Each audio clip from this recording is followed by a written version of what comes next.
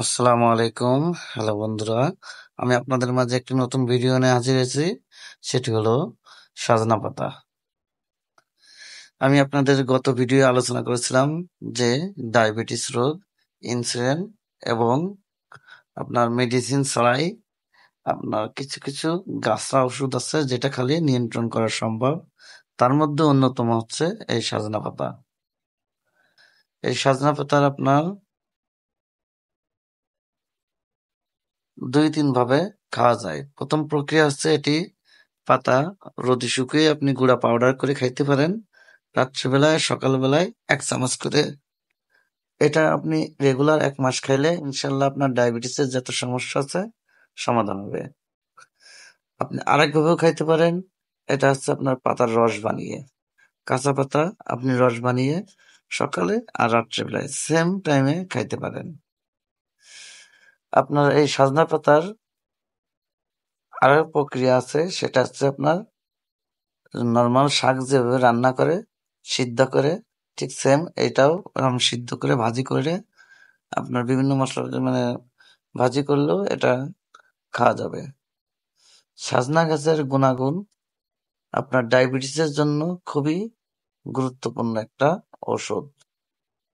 এই সজনা গাছ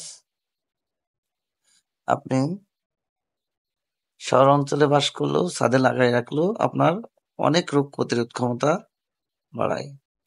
সজনা গাছে আপনার এর ছাল খাইলেও ইনশাল্লাহ আপনার ছাল যদি আপনি রোদে শুকিয়ে গুঁড়া করে খান, তাও আপনার যদি জন্ডিস, হার্টের সমস্যা থাকে সেগুলো ইনশাল্লাহ নিয়ন্ত্রণ করে।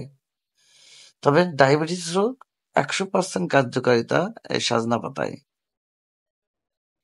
আপনারা এই সজনা গাছ যারা শহর অঞ্চলে বাস করেন তারা একটা ছোট ড্রামেও আপনাদের এই পাতা করার জন্য যদি টাটকা পাতা খান খুবই উপকারী কার্যকারিতা।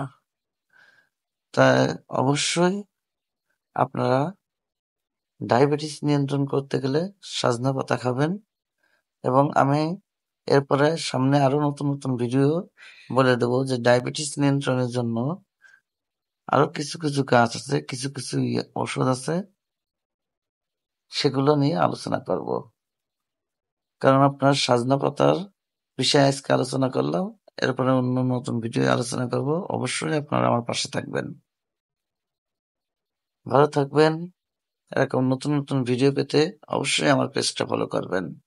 আসসালামু আলাইকুম ওয়া রাহমাতুল্লাহি ওয়া বারাকাতুহু।